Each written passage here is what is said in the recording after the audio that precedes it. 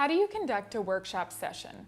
This is a one-day workshop and has 7 sessions, including warm-up and closing. Before we go into each session, I want to introduce the idea of a design thinking spirit. Think of a sports arena where the energy level is high and there's a competitive air.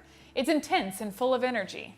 Your workshop room should be similar, infused with a dynamic vibe and full of energy. This idea is to create a collaborative and competitive atmosphere with a sportive spirit. In the design thinking workshop, you're going to be managing time, energy, and outcomes. Here, I'm going to briefly tell you about each session and share some key tips for running the sessions. A warm-up session. Make sure to get people excited, make introductions fun, informal, and personal so that everyone gets on a first-name basis. The first hour is going to be the most action-packed with the teaser activity, so set their expectations for that. DT process. Then we get into the design thinking process, which is split into 5 steps and sessions in this workshop.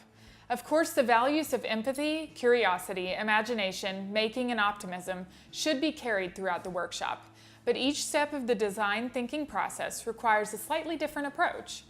We're talking about a series of divergent and convergent steps, which means we are opening up possibilities at first, going broad, and then making choices, going deeper into one of these choices. This repeats as we go from immerse to empathize and from ideate to prototype. Orient them to the 2 different ways of thinking, divergent and convergent, and relate it back to how they're both essential parts of the design thinking process. As you go from one session to the next, how do you help people transition from one way of thinking to another? Immerse. Encourage them to ask questions and dig deeper, and connect unrelated ideas and trends to identify patterns and themes. Empathize. Encourage them to adapt the perspective of another. Draw the parallel of wearing colored lenses.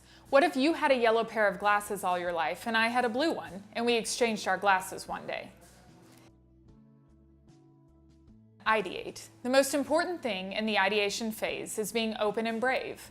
Remind participants that all ideas are welcome and there's no filter at first. Encourage them to build on others' ideas by saying yes and adding their own ideas, instead of saying no, but that won't work. Prototype.